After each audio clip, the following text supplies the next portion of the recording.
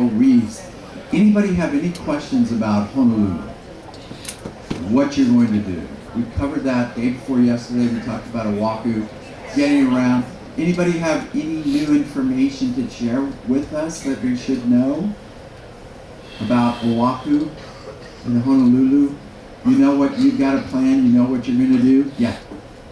So the Walmart address is 700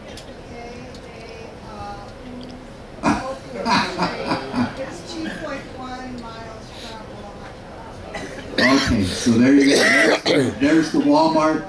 The instructions there were Google it, put it on your Google map, you'll see it, but it's only a couple miles. Yeah, you're right.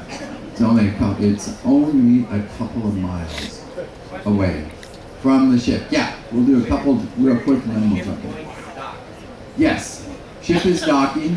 We're going to pull up to that port. Usually it's Pier 2 with the Aloha Towers there. The Aloha Tower isn't just right in front of us, but we're usually right there at Pier 2, which is right next to the Aloha Tower. But to answer your question, yes, we will be docking.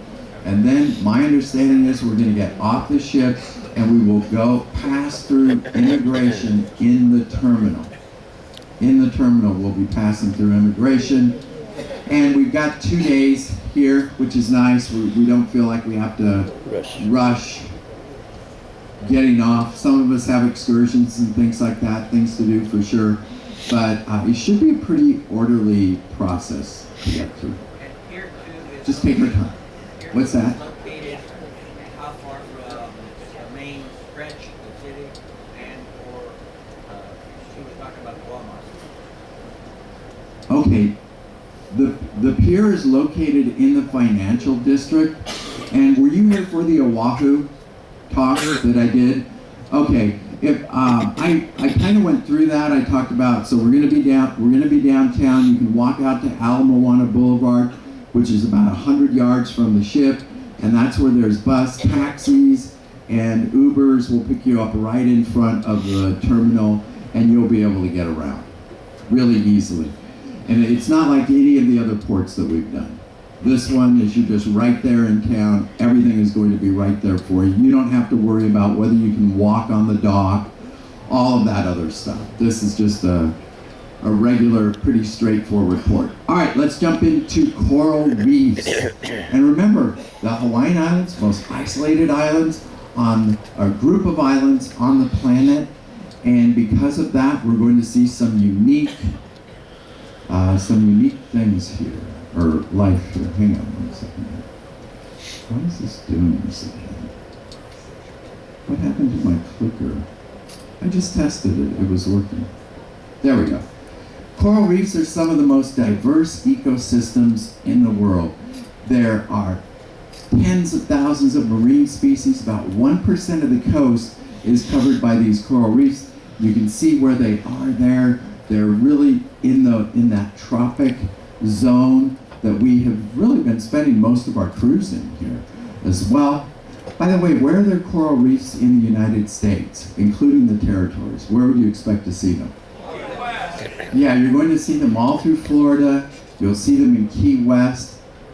You'll see them, Cozumel, it's not part of the U.S., but you see that all in the Caribbean area. Where else would you expect? U.S. Virgin, we don't have coral in California. We're too far north. But you would expect them in Hawaii, which is what we're going to talk about today.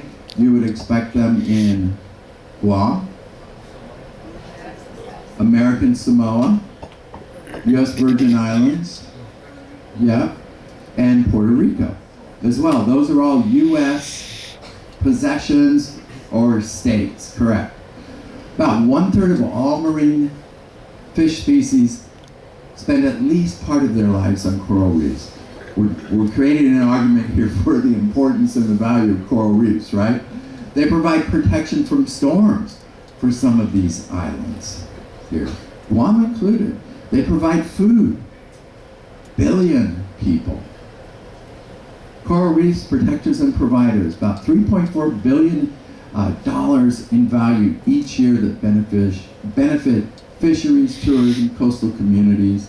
National Marine Fisheries Service estimates commercial value for U.S. fisheries, over $100 million. They provide jobs in terms of tourism, fishing trips, fishing expeditions as well. Nearshore reefs here in Hawaii generate about $800 million in annual gross revenues.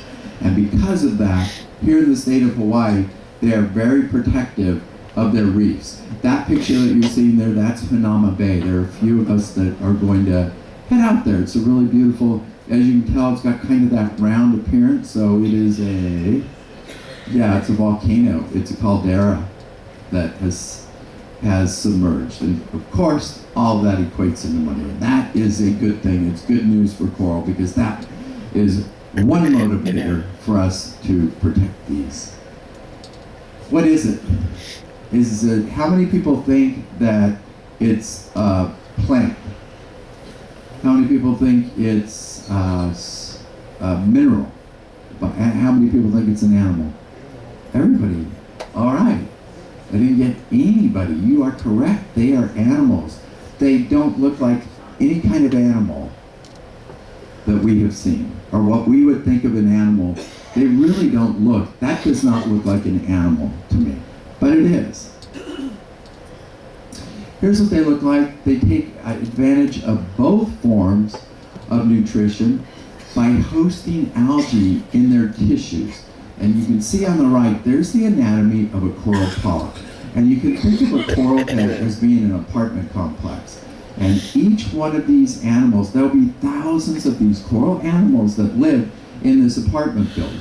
And this outer part, let's start with the tentacles. You can see those tentacles coming out, and they have little stinging cells called nematocysts, which are the same kinds of stinging cells that jellyfish have, and they belong to the same phylum or the same group of animals. Here's the mouth right there, and they're going to bring food in through their mouth. They have a very rudimentary digestive system, and they're going to digest that animal, and they're going to break it down into nutrients, and then they're going to expel any waste the same way it got in, through its mouth. It's got one opening through here.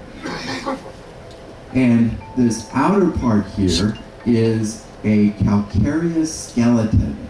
It's made out of calcium carbonate that they're pulling from the water, and that's what they create their skeleton from. And depending on the species of coral, that skeleton is going to look different, and those polyps are going to look different. And that's how we can tell the different species of coral.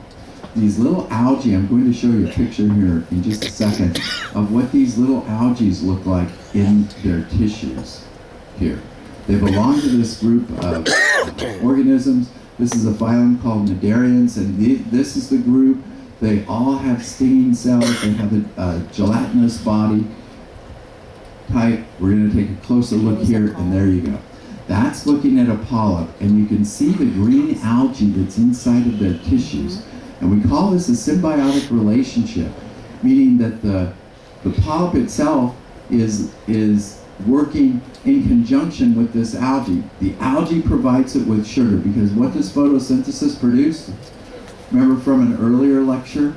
It produces sugar. We always think of photosynthesis as producing oxygen, and that's true that it does, but that's a waste product for all plants. There's too much oxygen, that's a toxin. That would be like us trying to live in carbon dioxide environment. Oxygen to them is toxic, and they're getting rid of it. What they're after is the sugar. And these algae are providing sugar to the polyp, or to the coral. And then the coral is providing a home, protective home, for the algae. We call that a symbiotic relationship. It's where each party gets something out of it. And we'll talk more about that algae a little bit later. It's called, the big name for it is called zooxanthellae. And that is the algae. Now, why would this be an advantage to coral? It turns out that tropical waters are very nutrient poor. How many people have been to Hawaii before? Or the Caribbean, any place like that? What do you notice about the water compared to the water up in Alaska? Yeah, it's clear. The water up in Alaska, you can't really see anything in there. You can't really see through the water, but when you're in the tropics or here in Hawaii, then you get to see the water is clear. That means that there are no nutrients in the water. It's very nutrient poor in this area. And the coral does quite well. And the reason they do is because of that zooxanthellae. Even though the water is clear, because they've got that algae producing sugar in their tissues, they have almost an endless supply of sugar available to them. And I thought that would be really cool if I could have algae in my skin. That means I could just go take a walk around the ship and I wouldn't have to eat. I'd be producing all my own sugar. And I'm not quite sure why we don't have something like that. I think that's such a great advantage. The algae is providing sugar, and then they have those little tentacles that are coming out of them, those polyps. And what those tentacles are doing is they're fishing through the water looking for little tiny microscopic animals that happen to be floating by. And when one of those animals brushes against that tentacle, it's going to shoot out a harpoon and it's going to spear that animal. Those are called nematocysts, and they've got a little trigger on them. And when that animal brushes against it, it's going to fire that off just like a harpoon. It's going to grab that animal, bring it into its mouth and digest it. And that's how it's going to get its protein. It's how it's going to get its nitrogen. It's got algae for sugar, and then it's got that little spearing mechanism to pull in animals for nitrogen. It looks like that. You can see that bottom right-hand corner. Those are the polyps. They're all right next to each other. And they are all living in these little tiny, they almost look like little tiny apartments or little tiny holes in that calcium structure of the coral. This is what they're after. Every drop of water in the ocean can contain thousands of these little tiny animals. We call them zooplankton. The term plankton means free drifting, means it's just drifting. And you can have algae that is planktonic, and then you can also have these little tiny animals here that are planktonic. And many of these are just, they can be the embryonic form of crabs, barnacles, mussels, shrimp, and so forth, because they all have a planktonic stage where they are all just drifting in the water until they either settle down or they grow into a form where they're able to move on their own. But it's just the current that is drifting these around, and this is what those coral are eating. Here's another view of that. You can see this again. You've got your tentacles, you've got your mouth right here, and then you have your gut. It's a very, very rudimentary gut, but it can produce enzymes that will break down those little creatures and be able to get the nitrogen to make their own proteins from. And that's what they look like. And then that very outer edge that's a lighter color there, that's the skeleton. This is where they live. And they have specialized cells there that secrete that skeleton. And as I said, based on the species of the coral, that'll determine the shape of that skeleton. And here's another picture of a coral that's bleached out, but you can see the skeleton. Each one of those little bumps on there is going to house a coral polyp. And that's a limestone skeleton that they create by pulling the calcium out of the water. Let's talk a little bit about coral reefs, some different types of coral reefs that we'll encounter. First is the Great Barrier Reef. And this is the largest living structure in the world. How many people have either seen this, dived on it, been there? Yeah, a few people have. Good. Largest living structure, this is what we call the coral triangle. There are over 600 different species of coral in this area. We talked about the Polynesian triangle. This is referred to as the coral triangle here, where we see the greatest number of different species of diversity of coral and fish as well. This is one of the most biodiverse places on the planet, and we just got to sail through that, which I think is really, really cool. Coral has very specific requirements. Water temperature range, you can see there, 23 to 29 degrees, needs sunlight. Salinity needs to be within a very narrow boundary of 32 to 42 parts per million. That's not much leeway there. They need to have waves, and they need to have no pollutants, and then they also need to have clear water as well. As I said there with the sunlight. This is an aquarium. This is the aquarium I worked at, Aquarium of the Pacific And you can see that they have coral in there. Now, a lot of times aquariums will not have living coral. And the reason for that in this particular exhibit, we don't have living coral. And that's because those requirements for coral are so specific. It's really difficult to have a large exhibit and to have coral. But what we will do is we'll have smaller exhibits that are more easily maintained. Does anybody have a saltwater aquarium, by the way?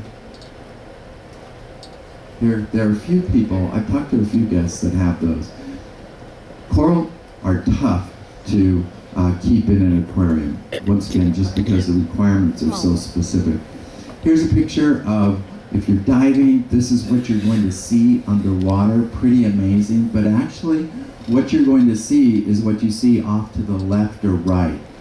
This is a flashlight that is shining on this coral, but if you look to the left or the right of that beautiful red coral that you see there, you'll see really what divers see when they're diving, when they're not in a little bit deeper water, about 30 feet of water. With a flash, this is what you see. If you don't bring a light down with you, that's what you see. Really, really different. That's with a flash, this is without a flash. And the reason for that is because as we get deeper and deeper and deeper, these wavelengths of light get absorbed by the water and they're not able to penetrate all the way down. This is one of the reasons why as we get deeper, most of the fish below 100 feet are going to have kind of a reddish color for you. And take a look at this. We're going to take these color rods down with us. The top row is going to be at the surface, and we're going to take that bottom row down. That's at 5 feet. And watch what happens to the reds. That's at 22 feet. That's at 69 feet. That's at 154 feet.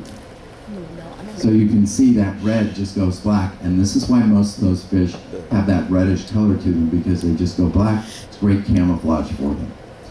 Here are some of the different types of reefs that we've got. There's a fringing reef, a barrier reef. The Great Barrier Reef is considered a barrier reef. And then there are atolls. The reefs that we're going to see here in Hawaii are going to be fringing reefs. The barrier reef have a lagoon between them. They'll have the island or the landmass, and with the Great Barrier Reef, that would be the landmass of Australia, and then there would be a lagoon, and then you would have the reef out beyond that, and we call those barrier reefs. And sometimes they can be all the way around an island, and sometimes just a portion of it. And then we have atolls that we'll talk about here in a second. And atolls occur when the island sinks and all it leaves is that ring of coral around it, and we'll see how that happens. Once again, here's Sonoma Bay, and you can see the fringing reef where the waves are breaking. Go from the beach, for those people who are looking at the side screens, if you go from the beach straight out, you'll see waves breaking. That's where the fringing reef is. And if people are going to snorkel here, they're going to cut out through, there's a little tiny break in there, and they're going to go through that. That's where one of the old Trans-Pacific cables went through there back in the old day, and they'll go right through that. Here's another example of a fringing reef, and here you can really see it, can't you? You can see those waves, and you can see the value of that too. If a storm were to come in, those waves are going to hit on the very outside before they get to the land. They're really important for protecting any buildings, any kind of communities that are right on the shore or the beach side. They're separated from the shore by narrow, shallow lagoons, and these are fringing reefs, and this is what we have here in Hawaii. They're going to look like that. Here's the big island of Hawaii again, and you can see the shallower water all the way along the rim of that, and those are our fringing reefs. Now our second kind of reef, these are barrier reefs, and here you can see that reef that's out there, and then you've got that lagoon, and then you've got the land on the other side. And it forms a barrier here. Sometimes for navigation purpose, they may even have to break through that to create channels for ships to go in and so forth. And of course, Australia has the largest barrier reef in the world. It looks like that. And then our cook talk Cook was up here. He was the first European to hit that reef. Didn't know it existed. He hit it in the middle of the night, and that was almost the end of his mission and his life as well. All right, these are atolls, and atolls look like a fringing reef that we looked at, with one exception, and that is in the middle. It's going to have a giant lagoon in the very middle of it. And as you can imagine, that's a volcano that has sunk. And what destroys after volcanoes are made, what brings those volcanoes down is erosion. And over hundreds of thousands, millions of years, eventually they get eroded. And if there's a chamber down there, they can collapse. And it can collapse into the ocean. Darwin was the first person to figure this out on his epic voyage. And he realized that, oh my gosh, this is coral reef, this is actually a volcano. So as that volcano subsides, the coral doesn't, because the coral is living. And the coral keeps building up higher and higher, layer and layer over thousands of years. The landform falls in the center, is eroded down, but the coral continues to grow as long as it's at the right latitude. And remember, yesterday we said the Pacific plate is moving. Once that Pacific plate moves far enough north where the coral can't grow because the water temperature is too cold, then that coral is going to stop growing, and then that whole structure is going to eventually subside and sink down in the ocean and become an underwater seamount.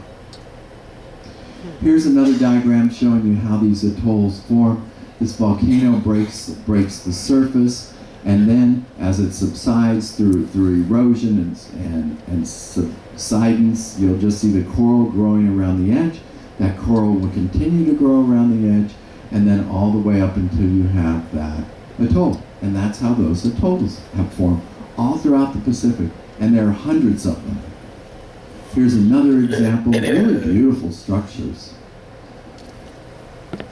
Many of these atolls now, because the sea level is rising, as we know, and these countries now are trying to prepare for that. They're trying to decide whether they need to move off of those islands and relocate, or what exactly they need to do. But the ocean is rising.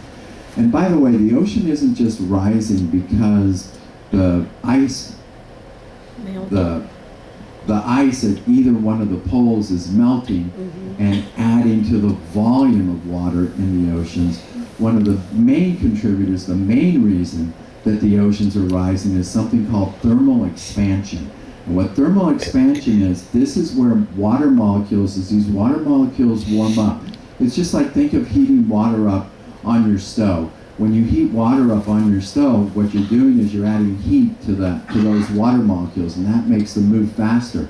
And when they get moving fast enough that the surface tension can't hold them, then they start shooting up in the air, and we call that steam.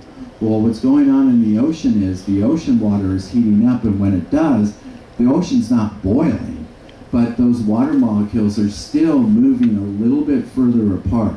And when we're talking about the amount of volume of water that is in the ocean, and you look at each one of those molecules moving a little bit further apart, that is what is contributing to the sea level rise. And as long as the oceans continue to warm up, even without adding any water, that sea level is going to continue to rise. Here's another example. Here, you can see that lagoon, that's an atoll as well.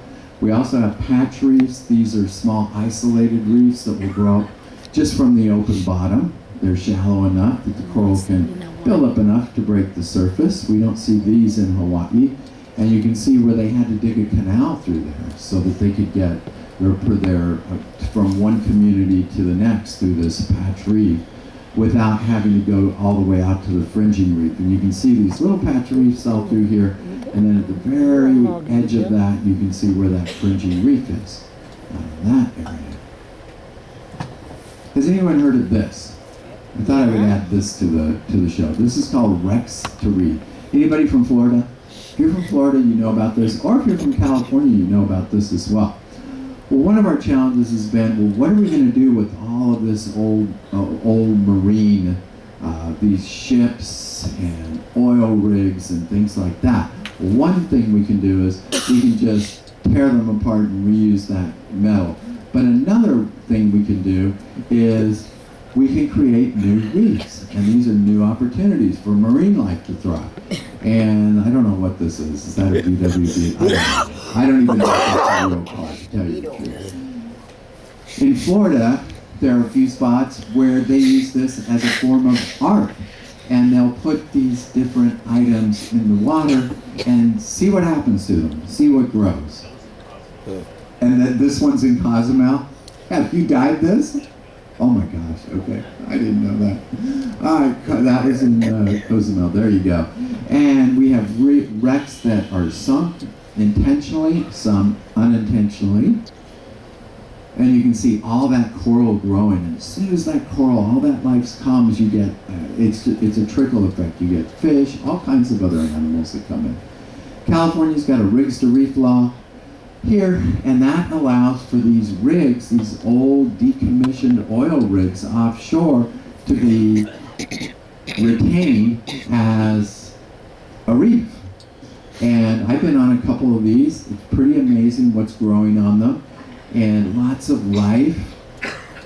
And they're still kind of an eyesore. Some of them they will cut down as well. Cut down the top and just leave that bottom part. Here's some more art. What do you think? Do you like it? I'm not real keen on it, but part of the challenge too, if you've ever been to an art museum, you know that they'll have an exhibit. Sometimes they have rotating exhibits and sometimes they have permanent exhibits. And underwater they're doing the same thing where they've got permanent exhibits and some of them are rotating. And I don't like the idea of putting an exhibit in, having all that growth up here and then pulling that out. It's sort of like, that doesn't really make sense to me. What about that? I don't know. Is somebody on a bike? Here are some of our threats to coral reefs. In other words, what are we watching out for? Trying to make sure that these reefs stay healthy. And this is true no matter where you live, whether you're in Florida or whether you're here in Hawaii. Threats, I like this little diagram that shows a lot. Fishing can be a threat. Fishing nets, any kind of bycatch can be a threat. Storms can be a threat. Any kind of pollution that ends up in the water can be a threat. And then also one that we don't think about a lot, and that's runoff. If these reefs get smothered with runoff, they cannot do photosynthesis because now they're covered with a layer of mud. That's going to kill them. That'll destroy them. It'll smother them. And then we'll talk here in a minute a little bit about us and getting in the water as well.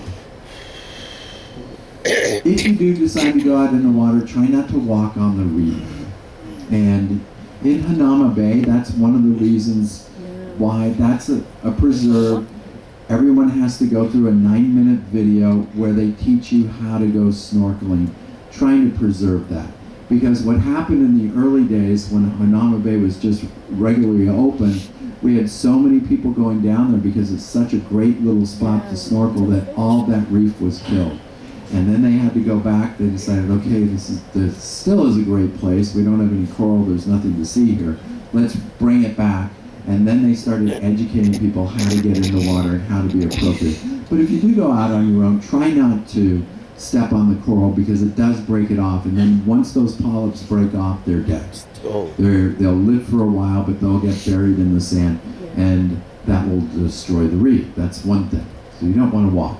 Second thing, if you do go in the water, you want, in Hawaii, you need to be using reef-safe sunscreen. And it will say on it that it's reef-safe. There are chemicals that are in sunscreen that is not reef-safe that will affect the coral. And because we have more and more people going into the water, it became an accumulative effect. And it was killing the corals. Here on Carnival, about 10 years ago, we were selling sunscreen on the ship that was not reef safe, and Carnival didn't know it. And we let them, Nancy and I, we let them know about that, and we got Carnival to pull all of that off. So now the only sunscreen they're selling on the ship, they should be selling on the ship, is this reef-safe sunscreen. And I think these are some of the additives that are in sunscreens that are not reef-safe that end up affecting the coral and they become toxic. Oxybenzone is one of the bigger ones that we see on there. All right. And in fact, on Maui during the peak season, they will have people that will come around and they're going to check your sunscreen. They're the sunscreen checkers. And they're going to look and make sure that you're using reef-safe sunscreen. And if you're not, technically they could give you a little ticket, a little sunscreen ticket. More than likely, they'll have a little sample of reef-safe sunscreen and they'll give that to you and they'll say, hey, use this instead. This is what we want to educate you. We want you to know. Next, third is turbidity. When it rains, and we get this sediment that washes out like that, that can smother the coral if it's not properly managed. Now, here in Hawaii, especially in the bigger communities, the bigger cities, they'll have a way to manage that runoff just to make sure that it's not ending up on the coral reefs. And of course, dumping everything here, same thing as in any other coastal community. Anything that ends up on the ground, if it doesn't get picked, if it ends up on the ground, you're in a coastal community. If somebody doesn't pick it up, it's going to go to the ocean. And it may not go to the ocean today or tomorrow. It may take a year or two for it to get there, but it's going to get there somehow. Another threat is this something called bleaching. And here's what's happening with bleaching. When the ocean temperature, remember we said the growing conditions for coral are very, very narrow in terms of temperature. When the ocean temperature gets above a certain temperature, then these corals will do something called bleaching. And what bleaching is, that zooxanthellae, that little algae that lives inside of them, it's going to spit that out. And if it spits out the algae, what happens to the coral? What can it do? It can't make sugar. Yeah, and if we go without sugar, you know, in that sense, one form or another, if they go without sugar, they're going to die. Yeah. And it's not easy. They can recover if the bleaching event is short-lived. In other words, if the temperature of the ocean returns back to a cooler temperature within a week or two, then those corals can recover. They're not going to have spit out all of their algae. But if the temperature is sustained at that higher temperature week after week, then those corals are going to die. And we get what's called a bleaching event. On the left, you can see a picture of the coral looking normal and healthy, and then on the right, you can see what it looks like after these bleaching events. And I put this chart up here just to give you another little example. This is from it's from 2024. I think it was in June or July. This is a pretty recent. And you can see how on the Great Barrier Reef, for instance, how they are tracking all these different bleaching events that are taking place. And they've had some pretty severe bleaching events this year, for sure. And then we'll see what happens with that coral. But if you notice, it's going to be the further south you go, the more severe this bleaching, where this water is heating up. And this is where the water temperature is heated up, and it has not come down again. And they're struggling with that. Another threat to coral is dynamite. Who would have guessed? Who in their right mind would dynamite a reef? Well, after World War II, I'll give you an example. And this is a personal experience. And as you know, I live in Guam. And we're taking a group out to a place called Truck Lagoon to go do diving. And Truck Lagoon is a really cool place to dive because they got a whole bunch of World War II wrecks there, right? Well, I get awakened in the middle of the night and I'm hearing these little tiny explosions. The next day I found out what was going on. They were dynamiting the reef. Where did they get the dynamite? They got the dynamite off of the World War II ships that had sank. And it's hard to believe that these ships, but I've seen them with their cargo holds full of dynamite. And the locals would grab this dynamite and they decided that this was a really easy way to fish. You light a stick of dynamite, you're on your little boat, you light a stick of dynamite, you throw it out in the water, and it explodes, and where do you think all the fish end up? they end up floating up to the surface. And then they just gather all the fish. So they were doing this. They no longer do this, needless to say, because they realized what it was doing to the environment. It was not only putting the island at risk, but it was also destroying any chance of any recovery of their fisheries. So they quickly learned, but they were still doing that in the 1980s. They now no longer do it. But I was wondering, where are they getting the dynamite? It's off these World War II ships. Crazy. That's what it looks like, a reef after it's been dynamited. Horribly destructive. And that is not going to recover in anyone's lifetime. Here's another little nasty. This is cyanide. Has anyone heard of this? Cyanide Yes, poisoning cyanide. on the reef. This is a way for local people to collect aquarium fish.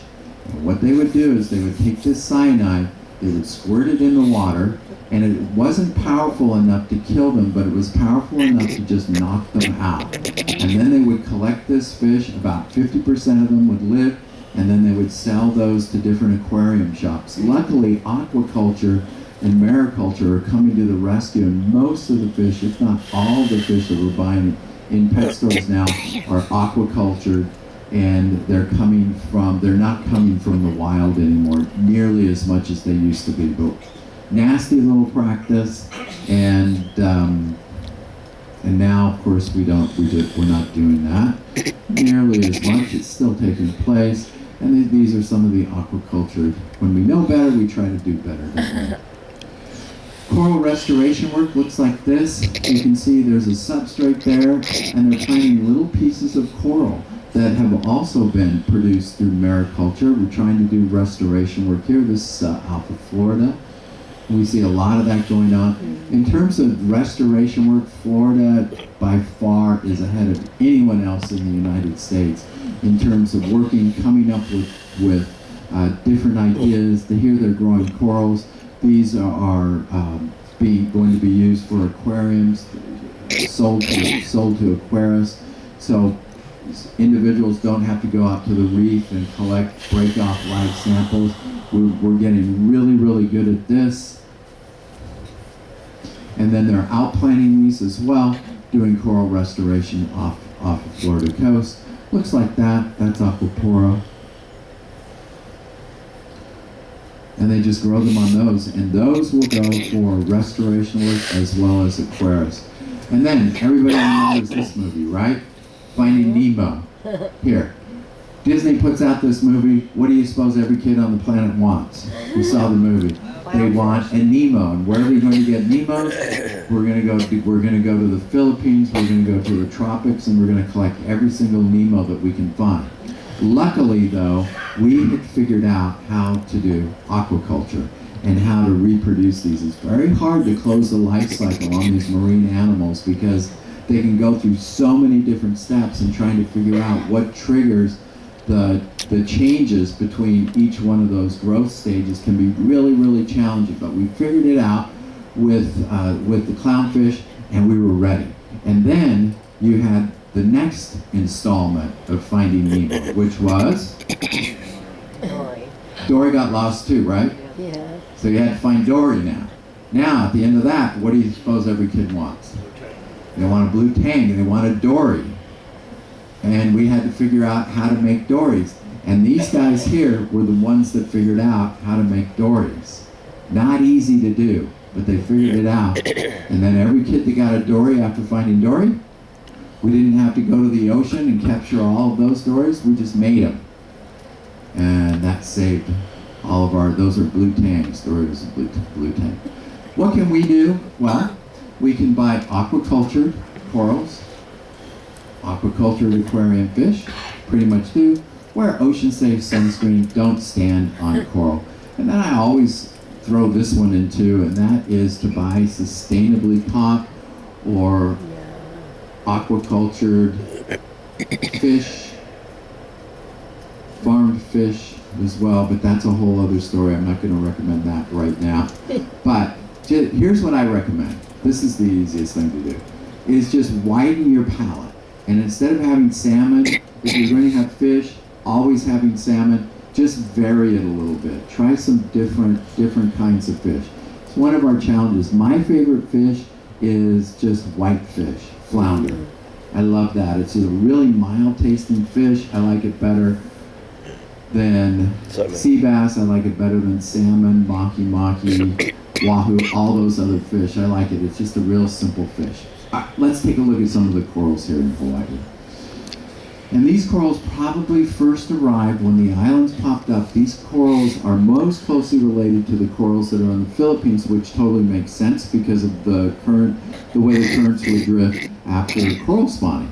Majority of the nation's coral reefs are found in the northwest Hawaiian Islands, about almost 500,000 acres in the main islands alone. 7,000 species of marine plants, animals. 1,250 are endemic. More than 500 species of marine algae have been identified, and 25% of the reef fish that you're going to see here are endemic, meaning that they're only found here in Hawaii, which makes Hawaii very unique amongst all of the places, these marine places. And we're going to talk about hard corals first, and I'm going to run through these just to give you an idea of some of the variations that you see here. This is a lobe coral.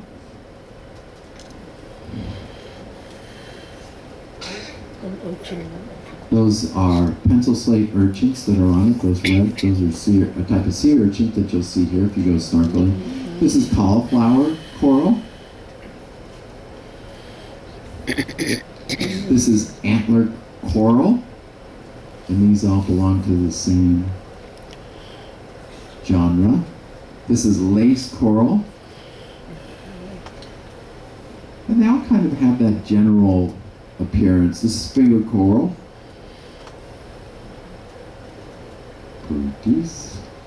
This is rice coral. This is a different genre. Sandpaper coral.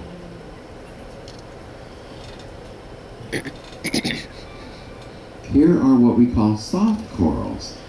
Those corals, if you were to feel the skeleton, would be hard. These corals here, these are going to be softer.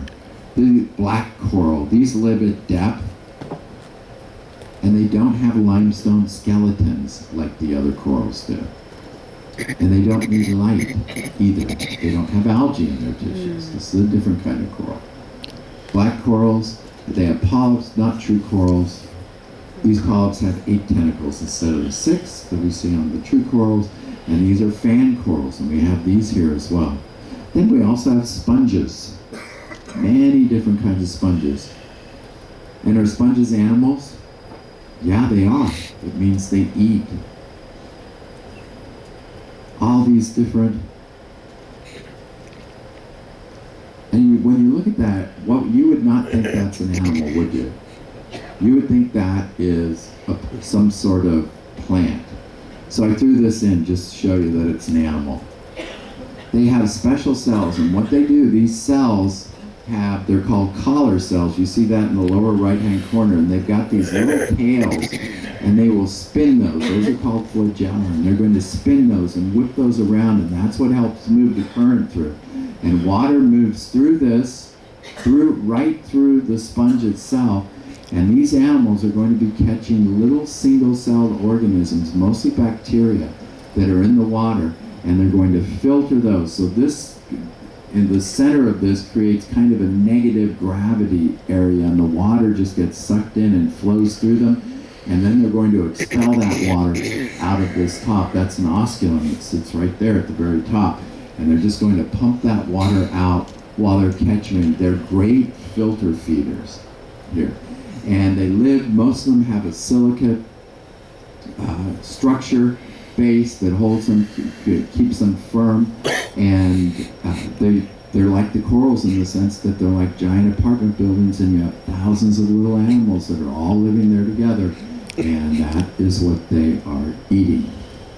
Now, how do you see coral reefs? Well, there are a couple ways to do it. One is scuba, another is snuba. If you don't want to go through all the hassle of becoming a scuba diver, you can do something called snuba, and you can breathe underwater, which is really cool. And you go down on this, Air supply is up at the surface. You've got your little hose, and that brings oxygen in. Real easy to learn and pretty fun when you can stay down for a really long time and watching animals and so forth. It's really, really fun. Hanauma Bay, we already talked about this. This was snorkeling. You don't even have to get wet. You can go to the Waikiki Aquarium, which is amazing. You can see coral there as well as other life. And then the submarine that we've got, that'll take you down there as well. And you can get to see the coral and the fish down there. There's even a glass-bottom boat that you can take and get to see some of that underwater life. These are some of the fish that we've got here that are endemic to Hawaii, and I'm going to take you through just a couple of these. These are some of the shallow reef fish here. First, this is a long-nosed butterfly fish that you can see, and I've got the Hawaiian name on there. And to practice our Hawaiian, you want to give it a try? Lao.